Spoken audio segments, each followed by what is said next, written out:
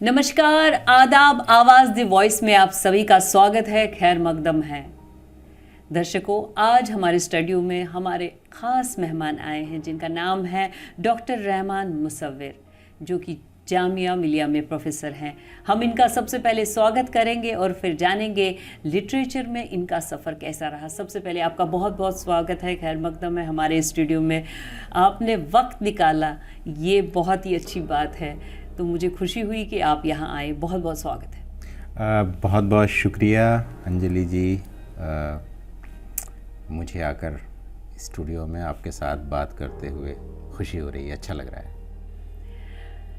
तो हम सबसे पहले अपने जो व्यूवर्स हैं, हमारे दर्शक हैं, उनको ये बताएंगे कि इनके बारे में हम जानेंगे। ये एक पोइट भी हैं, बहुत सारी किताबें इन्होंने लिखी हैं और हिंदी में इनका क्या कंट्रीब्यूशन है, इनका ये सफ़र, यानी कि आपका सफ़र ये कैसे शुरू हुआ साहित्य में।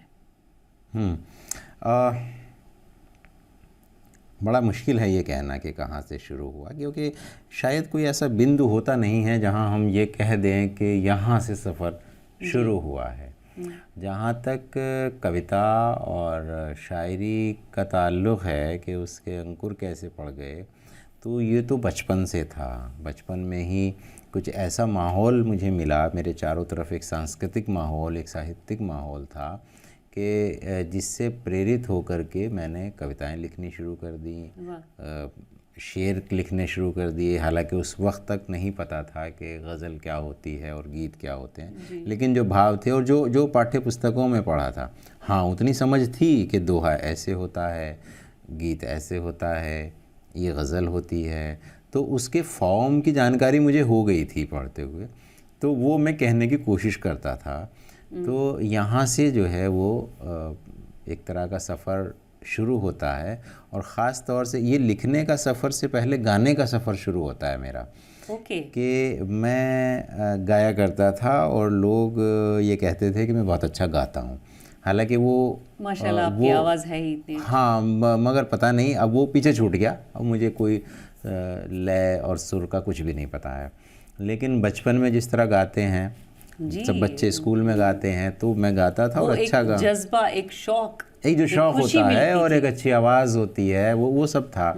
और बड़ी रोचक बात मैं बताऊं कि स्कूल में तो गाते ही थे। स्कूल के अलावा जो यहाँ उल्लेखनीय बात है कि वो ये है कि मैं रामलीला में गाता था। मेरे यहाँ रामलीला होती थी, और रामलीला के जो स्टेज, जब एक सीन से दूसरा सीन होता है और ख़ाली जो होता है बीच में जगह, फिलर जो होता है, तो वहाँ पर ये होता है। गांव में मैं गांव से ताल्लुक़ है, तो वहाँ पर जो लोग स्थानीय कलाकार होते हैं तो वो गाना गाते हैं आकर के, वो फिल्मी हो कुछ भी हो उस तरह के। तो मैं गज़लें गाया करता था, मुझे कुछ गज़लें याद थी, तो वहाँ डिमांड भी होती थी कि उनको बुलाइए भैया। तो बहरहाल हम वहाँ गाते थे, लोग पैसे देते थे इनाम में, और वो पैसे हम रामलीला कमेटी को दे दिया करते थे। तो अच्छा। हाँ, तो यहाँ ये इस तरह से एक स्टेज का और लोगों के बीच करने का सफ़र शुरू हुआ। फिर हमारे यहाँ मुशायरा मुनक़िद हुआ, हमें नहीं पता था मुशायरा क्या होता है। यहाँ पर हम जानेंगे कि आपने ये जो रामलीला से शुरुआत की, गाने की, खास करके अपने कविताओं की कहें या मुशायरों की शुरुआत की, और लोगों से रूबरू आप हुए, और वो भी जो रामलीला देखने के लिए आते थे और उनको रामलीला में शायरी मतलब सुनाते थे आप, मतलब गा करके तरन्नुम में। तो ये कौन सा गांव था, ये कौन सा शहर? हाँ, ये दरअसल उत्तर प्रदेश में सहारनपुर ज़िला है, वहाँ पर सहारनपुर से 8 किलोमीटर दूरी पर देहरादून जाते हुए एक गांव पड़ता है कैलाशपुर। तो वो मेरे जन्मभूमि है समझिए। तो मैं वहाँ पैदा हुआ, वहीं मैंने अपनी प्रारंभिक तालीम हासिल की, और ये मुस्लिम बहुल गांव है। और मज़े की बात यह है कि वहाँ का जो सांस्कृतिक माहौल है वो पूरा, यानी जो हिंदुस्तान की मिलीजुली संस्कृति है, जो तहजीब जिसे हम कह सकते हैं, उसकी पूरी वो नुमाइंदगी करता था गांव। और अब ये तहजीब तो पूरे मुल्क में से गायब हो रही है धीरे धीरे, तो अब चीज़ों को दूसरी तरह देखा जा रहा है। लेकिन जिस समय हमारा वो बचपन था, वो तो अब वो गांव मैंने बताया मुस्लिम बहुल है, वहाँ मुसलमान ज़्यादा, उसके बावजूद वहाँ रामलीला होती थी। और मुसलमान उसमें बढ़ चढ़ कर हिस्सा लेते थे, रोल भी करते थे। चंदा देते थे, नहीं रोल तो नहीं करते थे, चंदा देते थे, शाम को आके बैठ के देखते थे दर्शकों के साथ, और हर वर्ग के, अमीर भी, गरीब भी, महिलाएं भी, पुरुष भी, बच्चे भी, सब वो उसको देखते थे। तो ये वजह थी कि जब सब मिलजुल के, वो एक सांस्कृतिक उत्सव था, वो धार्मिक उत्सव नहीं था वहाँ पर। तो यानी आप देखिए कि ये हमारे देश की एक झलक भी मिलती है कि हम किस तरह मिलजुल कर रहते आए हैं। तो जो आजकल जो हो रहा है ये दरअसल सच नहीं है, सच वही है जो हमने जिया है। बिल्कुल, हमारे संस्कार, हमारी संस्कृति जी सच जी। तो वो मिली जुली। तो अब आप देखिए कि रामलीला का स्टेज है और वहाँ गज़ल सुनाई जा रही है और वहाँ कव्वाली, तो ये अपने आप में, तो मैं उस गांव में वहाँ शुरू हुआ। फिर उसके बाद हमारे यहाँ मुशायरा हुआ। तो मुशायरा तो मुझे पता भी नहीं था, मतलब बचपन है कि क्या होता है। हम सोचते थे, कव्वाली हमने ज़रूर सुनी थी क्योंकि वहाँ मज़ार है, तो वहाँ उर्स होता था और उर्स में कव्वालियाँ होती थी। तो एक तरफ रामलीला हो रही है, एक तरफ उर्स हो रहा है, वहाँ कव्वालियाँ हो रही हैं। तो मतलब वो समय ही बहुत खूबसूरत था, मतलब बहुत खूबसूरत। अच्छा, उस समय में हमारी परवरिश हुई है, तो हमारा जो मानसिक बनावट और बुनावट है वो उस समय की है, वो इस तरह से तरतीब पाई है। तो मुशायरा तो हम बड़े उत्साहित, पता नहीं क्या, तो मुशायरा हम सुनने के लिए, स्टेज लगा हुआ है, लोग आ गए हैं, शायर आए हैं, और वहाँ एक शायर आता है और पढ़ता है, दूसरा शायर आता है, तो हमें पता चला अच्छा ये मुशायरा होता है। ठीक है, तो अगली बार हुआ तो हमने वहाँ नात पढ़ी और फिर पता चला कि ये शायर ख़ुद लिखते हैं और पढ़ते हैं। तो फिर अब वो कहीं अंकुर रहा होगा अंदर, तो हमने फिर लिखना शुरू कर दिया और तुकबंदियाँ मिलानी। और फिर तो यानी कि उस माहौल को देखते हुए, उस माहौल में रहते हुए, उस जो हमारी संस्कृति है, हमारा कल्चर है, उसको आपने धीरे धीरे अडॉप्ट कर लिया और उस पर चल कर आए। हाँ, वो पता भी नहीं चला कि कब हमारे अंदर आ गया। वो अडॉप्ट नहीं किया, बल्कि वो हमारे अंदर हुआ। हम उसको जीते रहे, वो हमारे अंदर जीता रहा, इस तरह से। यानी दोनों को अलग नहीं किया जा सकता। तो हम ये अब जानेंगे, अब तक आपकी कितनी किताबें शायरी की अभी कोई किताब नहीं आई है। और जो हम चूँकि पढ़ने पढ़ाने का हमारा काम है, तो वहाँ लिखना पढ़ना रहता है, तो कई सारी किताबें आई हैं, कुछ अनुवाद आई हैं, तो उनका चर्चा मेरे ख्याल से इधर शायरी पर रखें तो आप ज़्यादा बेहतर है। वो छोड़ दीजिए, वो एक अलग एकेडमिक चीज़ें हैं। ठीक, अच्छा। फिर वो बहस दूसरी मुड़ जाएगी, तो उनको रहने दीजिए। हम सिर्फ जो है शायरी तक इसको महदूद रखते हैं, जो एक ये है। तो साहित्य देश के लिए कितना ज़रूरी है आज की जो साइंस की दुनिया है, आपको क्या लगता है? साहित्य तो हमेशा जो है वो ज़रूरी रहा है, और कितना का तो सवाल ही नहीं होता कि 10% चाहिए, 20% चाहिए। जब हम कितना कहेंगे ना, तो इसकी क्वांटिटी हो जाती है। तो साहित्य को हम इस तरह से नहीं नाप सकते। ज़िंदगी को हमेशा ज़रूरत थी दुनिया को साहित्य की, क्योंकि साहित्य आपको इंसान बनाता है। जी, हमारे देश के लिए बहुत ज़रूरी है। और नहीं, पूरी दुनिया के लिए ज़रूरी है, सिर्फ देश के लिए नहीं ज़रूरी है, ये पूरी दुनिया के लिए ज़रूरी है, क्योंकि वो आपके चिंतन के दरवाज़े खोलता है, आपको नई तरह से सोचने के लिए प्रेरित करता है। तो अब साइंस है, साइंस बहुत ज़रूरी है। जो ज़िंदगी की जो सुविधाएं हैं, है ना, वो साइंस हमें दे रहा है, है ना।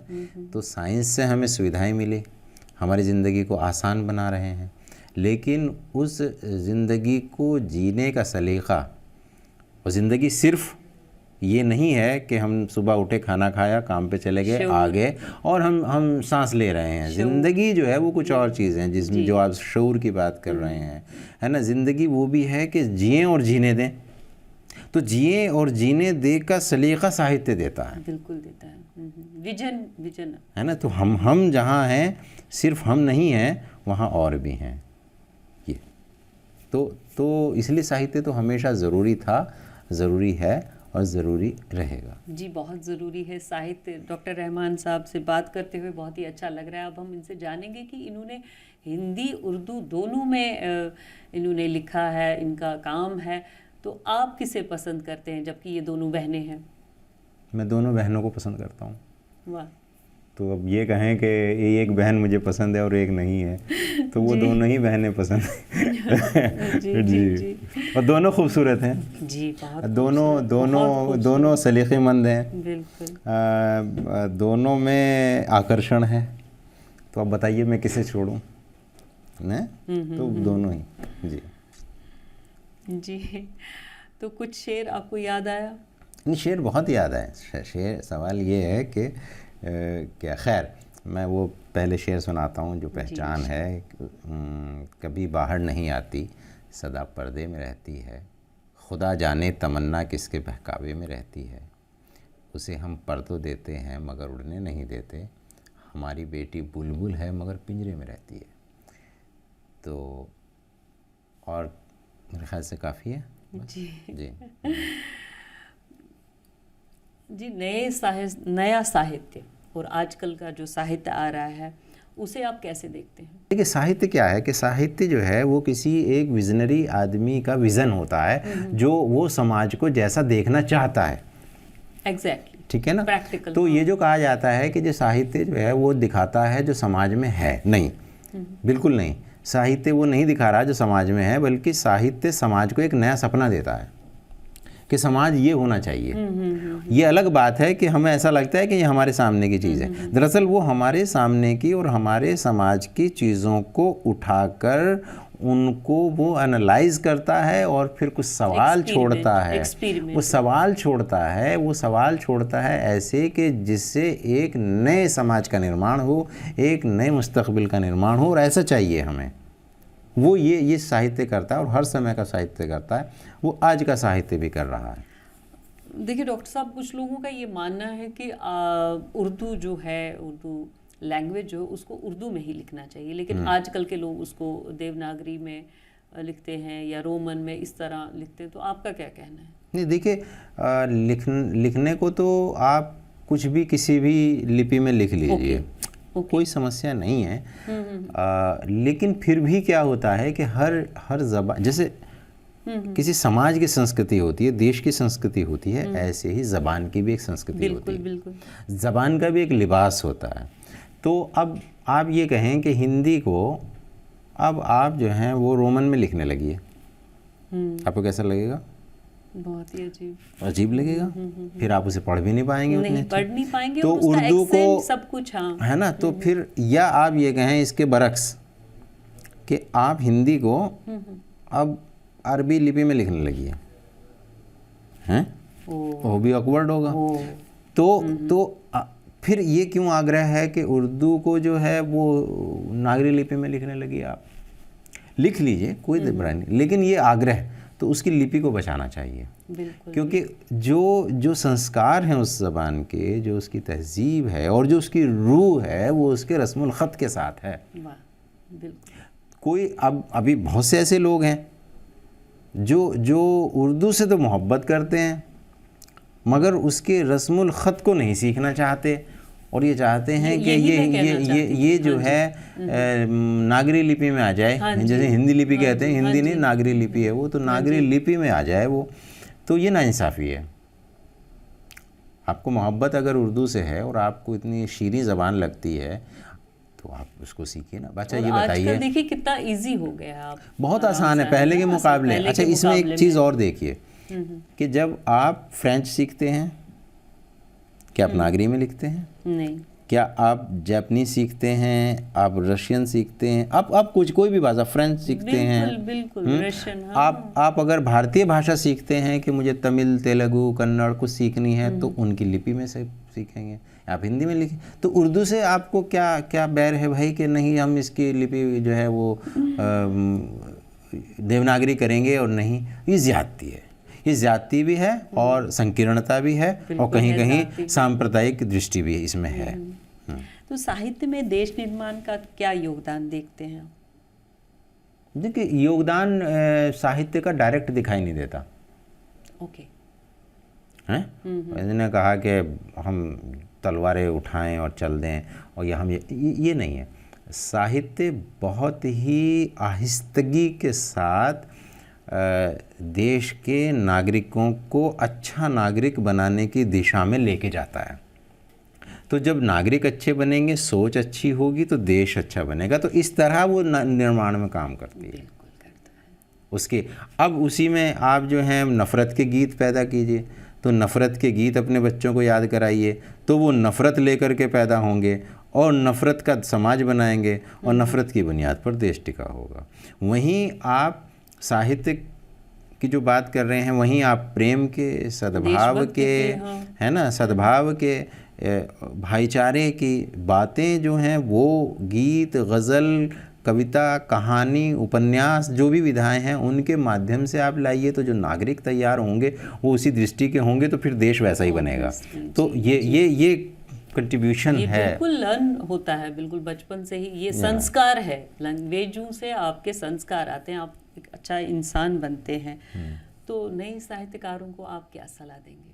नहीं, कोई सलाह की ज़रूरत नहीं है किसी को। ये अक्सर इंटरव्यू में सवाल जो पूछे जाते हैं कि क्या सलाह देंगे, सलाह कुछ नहीं है, नए और पुराने कुछ नहीं, नई जनरेशन बहुत अच्छी है। क्योंकि देखिए, अगर कोई पुराना है, अब मुझे नहीं पता मैं नया हूँ कि पुराना हूँ या कैसा हूँ, लेकिन एक बात ज़रूर है कि जब कोई साहित्य में कदम रखता है, कोई नया सर्जक, कोई रचनाकार, उसके पास अपनी वैल्यूज़ होती हैं, उसके पास अपने मूल्य होते हैं, उसके पास अपनी दृष्टि होती है, उसके पास अपने सपने होते हैं, तो वो उनको लेके चलता है। बस ये ज़रूर ध्यान रखें, अगर हम देश के परिप्रेक्ष्य में बात कर रहे हैं, तो इस देश की आत्मा के साथ चलिए। इस देश के जो डेमोक्रेटिक वैल्यूज़ हैं, जिस तरह से ये हमें मिला है, हाँ, नहीं, लोकतांत्रिक, मैं ख़ास तौर से ज़ोर दे रहा हूँ इस बात पर कि जो लोकतांत्रिक मूल्य हैं वो हमारे रचनाकारों के हाथ से नहीं छूटने चाहिए, वो आने चाहिए।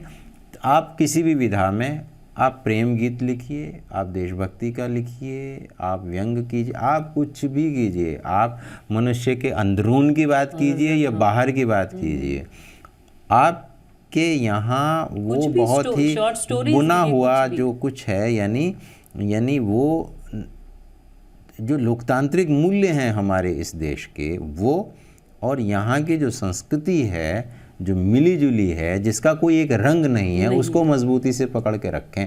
बस फिर वो अपना काम करते रहें जैसा भी कर रहे हैं, मतलब उसी दायरे में रहें, उसको आगे बढ़ाते जाएं, उसको आगे बढ़ाते जाएं। बहुत अच्छा लग रहा है, डॉक्टर रहमान से हम बातचीत कर रहे हैं, तो अब हम उनकी शायरी या उनका कोई ऐसा गीत हो जो वो हमें सुनाए चलते चलते। हमारे गम का चर्चा हो रहा है, अजब जश्न तमन्ना हो रहा है, मैं बाहर से उचक कर देखता हूँ, मेरे अंदर तमाशा हो रहा है, बदन में चुभ रही है तेज़ बारिश, नदी का ज़ख्म गहरा हो रहा है। वाह वाह वाह वाह। नए के फ़िक्र में हम घुल रहे हैं, नए की फ़िक्र में हम घुल रहे हैं, नया हर पल पुराना हो रहा है, नया हर पल पुराना हो रहा है।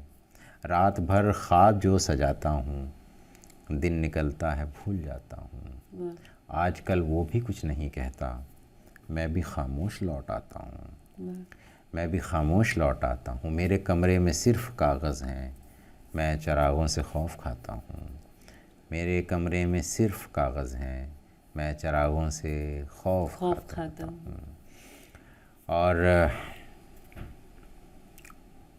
कुछ और शेर सुनाता हूँ आपको कि ज़रूर। हाँ, पेड़ छत पर कटे पड़े हुए हैं, हम इधर धूप में खड़े हुए हैं, पेड़ छत पर कटे पड़े हुए हैं, हम इधर धूप में खड़े हुए हैं, जुमला फेंका था तुमने मेरी तरफ, उसके नाखून अभी गड़े हुए हैं, मैं कभी का भुला चुका उसको, आप जिस बात पर अड़े हुए हैं, मैं कभी का भुला चुका उसको, आप जिस बात पर अड़े हुए हैं, छोटे छोटे दुखों को भूल गए, ये बड़े इस तरह बड़े हुए हैं, ये बड़े इस तरह बड़े हुए हैं। और ये देखिए कि खुदा से खौफ खाने लग गए हो, खुदा से खौफ खाने लग गए हो, तो क्या तुम भी ठिकाने लग गए हो, कभी क्या इश्क फरमाया है तुमने, कभी क्या इश्क फरमाया है तुमने, कि बस खाने कमाने लग गए हो, कि बस खाने कमाने लग गए हो। कोई गम अंदर अंदर खा रहा है जो तुम नाखून चबाने लग गए हो। वाह, कोई गम अंदर अंदर खा रहा खाने है, लगा है। कोई गम अंदर अंदर खा रहा है जो तुम नाखून चबाने लग गए हो। अभी तो और भी उधड़ेगी बखिया, अभी से उठ के जाने लग गए हो। तुम्हें रखा था अपने दिल में और तुम्हें रखा था अपने दिल में और तुम हमारा दिल दुखाने लग गए हो, हमारा दिल दुखाने लग गए हो। तुम्हें हिज्जे नहीं आते वफ़ा के, तुम्हें हिज्जे नहीं आते वफ़ा के गीत गाने लग गए हो। वाह, बहुत बहुत शुक्रिया डॉक्टर रहमान साहब यहाँ पर आने का।